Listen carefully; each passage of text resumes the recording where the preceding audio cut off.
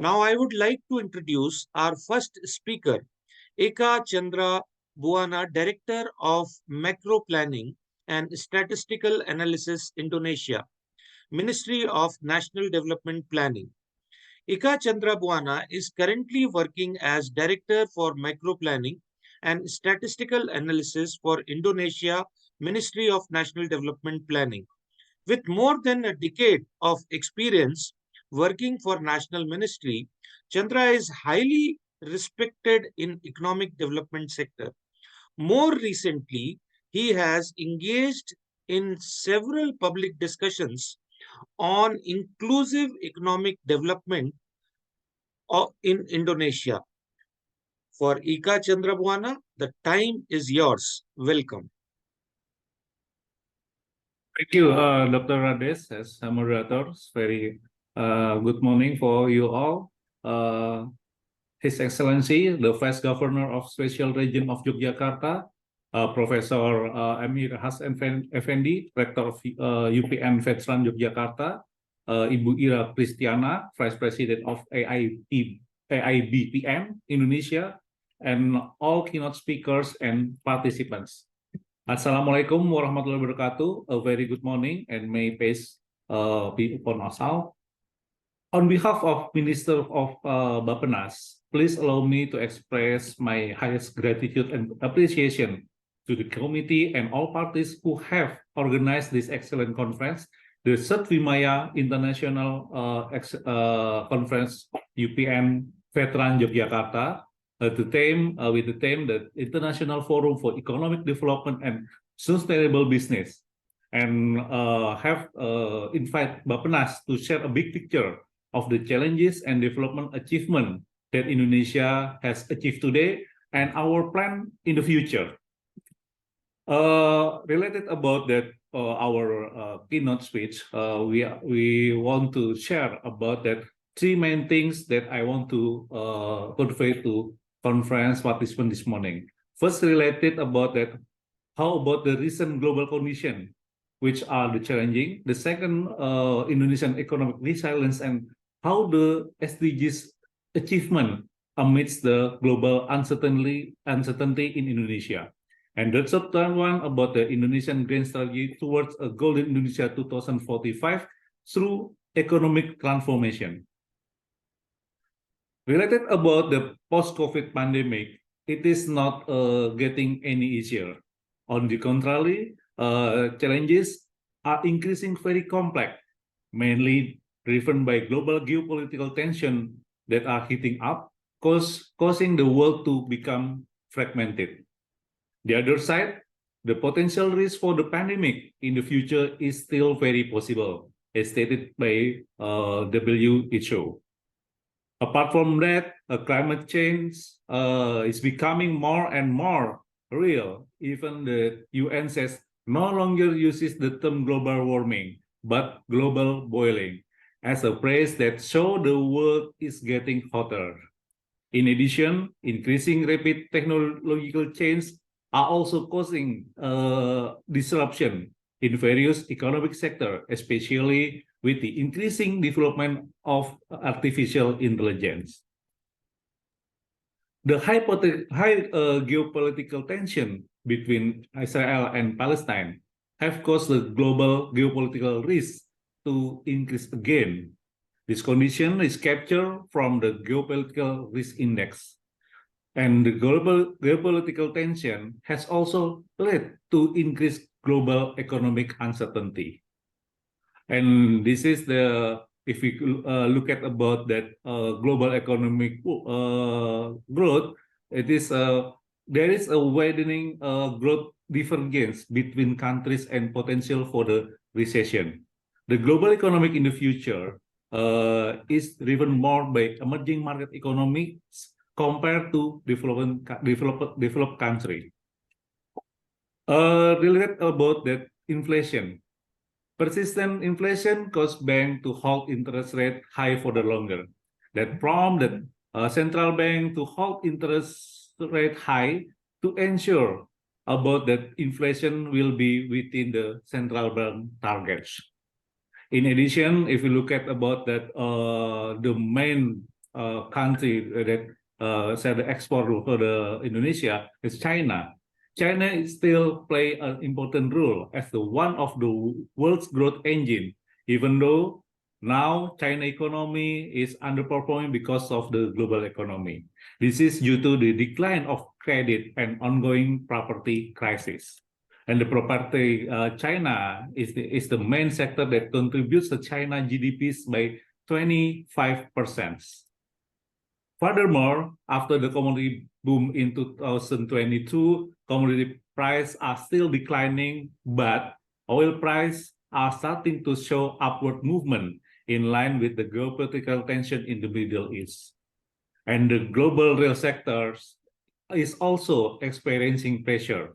We can see about that the manufacturing PMI in the several advanced countries are still in the contraction zone, apart from United States, which show no change in purchasing managers policy in October 2023. Meanwhile, the PMI of China and Indonesia in September 2023 experienced a slowdown, although it was still in expansion zone. Distinguished ladies and gentlemen, Indonesia economic growth remained resilient amidst a high global uncertainty. Indonesia economic remains strong as reflected in the realization growth in third quarter 2023, reaching about the 4.9% year-on-year. And the positive economic development also captured by the relative well-maintained demand side. Please. The consumer confidence index continued to be in optimistic position. Proportionally, it also shows that the proportion of public consumption is still maintained. On the other side, in the supply side, also continues to be in the expansion zone, reflected by the industrial sector. Real sector activity, if you look at this graph, such as the manufacturing industry, have also consistently in the expansionary zone since September 2021. The expansive industrial sector is also in line with the increase in induced capacity of production. Related about the external sector. External sector, Indonesia have trade also continue to record a surplus since May 2020. Commodity downstreaming and import substitution through the policy of increasing domestic component level has succeeded in controlling import, so that the Indonesia trade balance is maintained in the surplus.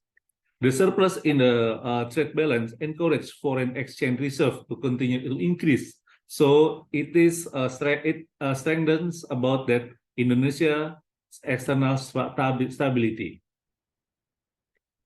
Positive economic development is accompanied by the SDGs achievement that continue to improve. We know that SDGs is international commitment, and it followed by all the countries in the world.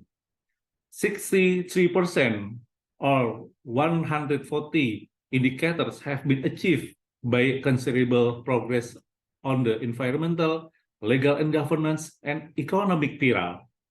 14% or 31 indicators will be achieved or improved, and 23% or 53 indicators that require special attention and acceleration to get back on track. And this SDGs achievement is very important capital for Indonesia and crucial development stage toward Golden Indonesia 2045. We know now Bappenas has formulated about the long-term plan from 2025 until 2045. And 2045 is our dream, on our golden moment for Indonesia. And this is about that how to very strong capital bring optimism toward golden to Indonesia 2045. We have a dream, as I mentioned before, to escape from the middle income trap, because now Indonesia has trapped 30 years in the middle income trap, that we want to break it. And how to the strategy is about that how Indonesia must grow an average 6 until 2% sustainability. So we have a two scenario. If we can achieve 5%, we will lose about that escape the middle income trap before 2045. But if we can achieve 6% average about the growth, we can achieve in 2041. And if we want a higher growth about the 7%, we can escape middle income trap in before 2040. So there is about the scenario that we want to imply. And higher growth is accompanied by the shift in the economic structure to stronger high value added. The economy has to shift to higher value added sector as well as creating more complex diversification through industrial sector as the main engine of growth. Hence, the role of the manufacturing can reach 28% of GDP by the end of 2045 with an average growth by 6.9%. Since the Indonesia have a large population country, shifting the economic structure is expected to create a lot of middle class job, up to 80% in 2045. Now, the distribution of Indonesian worker still most works in agriculture and retail trade sector. The sector that we have to move or to shift to become more productive. Meanwhile, workers in manufacturing industry sector are in the third position. In the long term, number of workers in Indonesia middle income job must be increased to encourage and accelerate the achievement of GNI per capita equivalent that of the high income countries. We have a dream in 2045. Our GNI per capita will be 23,000 until $30,000 per capita in the GNI per capita. Furthermore, Indonesia must be able to optimize the potential of its domestic resources. There's various potential, including opportunities for the future trends, community-based downstreaming, opportunity for the international market expansion, and better equitable development policies. For example, the implementation of the resource optimizing about that nickel downstreaming. We have nickel reserve as one of the highest in the world. The potential nickel reserve is an important capital for Indonesia to increase economic value added through community-based downstreaming. The downstream nickel is very crucial because it is an important mineral in supporting the electric vehicle battery ecosystem. In the future, economic development will also be accompanied by clean energy transition in line with the net zero emission 2060. Indonesia has actually implemented various new renewable energy potential, but there are still opportunity to improve for the improvement in them. Apart from that, the use of new renewable energy must also be accompanied by development energy storage to ensure energy availability and flexibility under any condition. I think, distinguished ladies and gentlemen, now Indonesia is currently preparing long and medium-term development plan, as I mentioned before, and the contribution of the economy for the contribution of the academics and expert is extremely urgent to sharpen about the future policy direction. So we can together to achieve Golden Indonesia 2045. I think there is the material that we can share with you. Hopefully, we can provide a big picture about the Indonesia's current development and about our dream in the future, Golden Indonesia 2045. Thank you very much. Wassalamualaikum warahmatullahi wabarakatuh. Thank you, sir. Thank you for a wonderful keynote speech. I think this was a speech which showed us the way of Golden Indonesia 2045. And this was a wonderful presentation by you with a lot of data and a plan. You spoke about how Indonesia is coming out of this middle income trap and what is the growth rate plan.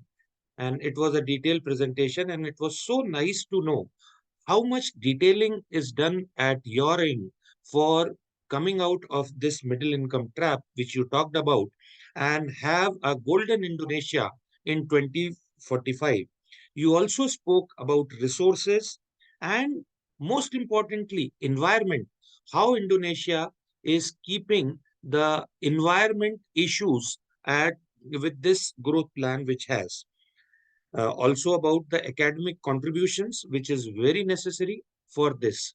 Now, I want the participants to ask questions. If you have, you can ask questions by writing in the chat or just raise your hand. I'll open your mic and let you ask the questions. So, anyone who has questions, please write in chat or you can raise the hands. Sir, before these questions come, let me ask you a question from my side. See, I'm speaking from India and academician in India. I see a lot of similarities between Indonesia and India when because they both are developing nation. They both have plans like you have a Golden Indonesia plan of 2045. India also has a same growth plan. And as you talk about China, uh, which is obviously a growth engine in Asia, but it is somehow underperforming. So how do you look at this region as the next growth engine, whereas India, Indonesia, they contribute to the world? And what is the synergies that these two countries can have, or the countries in this region like Bangladesh, Pakistan, other countries like Sri Lanka, they can come together and probably be the next growth engine of this world. And I'll also ask the other participants. In the meanwhile, you can raise your hands or write your questions in the chat box. Thank you. Thank you, sir. Please. Can I answer now your Yes, sir. question? Please. Please, Okay, sir. thank you very much. Actually, we have learned a lot from the India. I think India have a long-term plan, yeah. And there are several countries such as like India, South Korea, China. China have and Emirates Arabs. The United Arab have a Sentinel plan. I think we have the similarity because first about that we have a large population, sir. As our projection in 2045, Indonesia has about the population about the 324 million about the population, and I know that this is very potential resources to growth, and we know about that. Indonesia about the population, we have concern about that related about aging population. So why in Indonesia wants to escape from the income trap before 2045? This is for 2045, not only 1 year after independence year, because we have independence about the 1945. 100 years is 2045. Not only that, but this is the momentum, how we can use about that productive, what we call it, productive population. After 2045, we will lose about that momentum. That's why our target is very high, as because if we look at about that a trend, maybe our growth is only around the 5%. I think it's not enough to escape from the middle income trap before 2045. We have reached about average about 6 until 7% about the annual growth. I think this is not easy because there's this is that's why we have a different paradigm. So before we have like a conventional plan, but now we have to transform. We have a three pillars about the transformation. First, about the social transformation. This is related about the health, education, and about the how to protect about that people. And the second one, economic transformation, as I mentioned before, that we have about that how to make a productive. Economic transformation means that how to shifting about that from the within sector and the shifting about the another sectors. I think, and the last one about that governance. And we see about the India, Bangladesh. We have, I think, we have like a similarity. First about the population. The second one about maybe we can have a relationship between India and Indonesia. For example, like education. I think the India have a very good education that we can share a lot about that. So and the second one, we can see about that we can learn related a long-term plan to the South Korea, because South Korea in the 1916 we have the same level, but now they have become advanced country. So maybe we have learn about that. One, the most important thing we can learn from India and Korea Selatan about the research and development. That's why in the last slide we want to emphasize about the research and development, and which what we call it, which education we want to push, like a STEAM, science, technology, engineering, arts, and mathematics. Yeah. Okay, maybe that's my explanation. Sorry if there is Okay. it is enough or not. No, sir. Thank you. I think a wonderful explanation. And really, you are showing the path not only for Indonesia, but for other developing countries like us or other developing countries.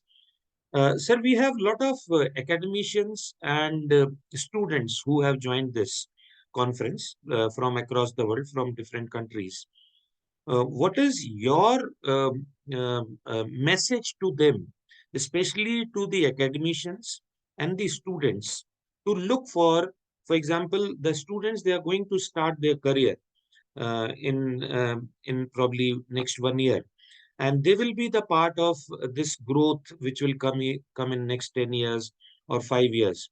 So what is your message to them across world, across countries, who are in the same situation, what they should be doing, what should academicians should be doing, and what the academic institutions like us and AIBPM, they should be doing in probably next 5 years? So kindly show us that path and that way. Okay, thank you very much, Dr. Rades. First about the academician, because as we know, we have a big dream in 2045, but we have to set into several stages. Is it not instant to achieve that one? So about that, we have 4 stages. We divide into 5 years. So the first stages is the 2025 until 2029, and we will build the foundation about that. So for the academician, maybe now maybe we are familiar about the mismatch between education and the real market. So maybe the academician, maybe we can you can update about how to make a link between the school curriculum and the market. And the second one for the student, I think the student, I think is very useful if we will try to set about that, not become only you want to work as what, but to be entrepreneur. because we want to, if we even though we said about the industry as a main growth of economy, but we want to make a link between industry and the small medium enterprise. So this is a value chain between the small medium enterprise and industry.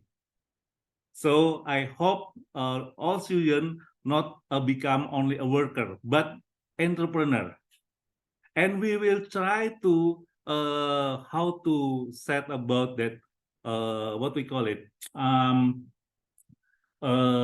trying to adapt a new game changer, such as about the technology and something like that.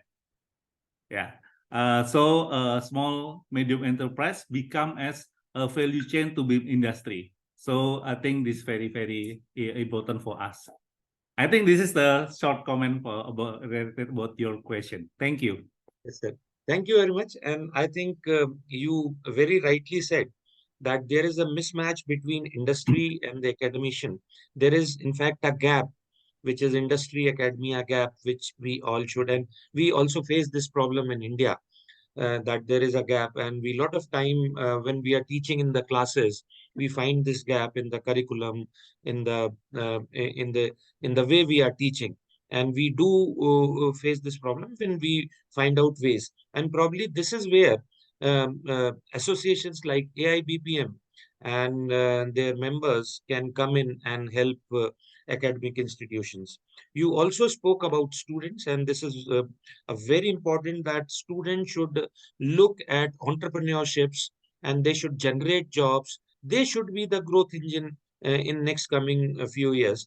And in fact, I will take this note on behalf of AIBPM, on behalf of Professor Lim, that we probably should focus on entrepreneurship workshops, international entrepreneurship workshops, where on behalf of industry, where AIBPM starts entrepreneurship workshops and show the students how they can come in and they can have a business plan which is international, and they can have where India and Indonesia and other countries are coming together and helping those students who are those who are entrepreneurs. Also about you spoke about small and medium industry, how technology and probably coming artificial intelligence and all those technology which is coming up, it is very important for these small industries to associate with them.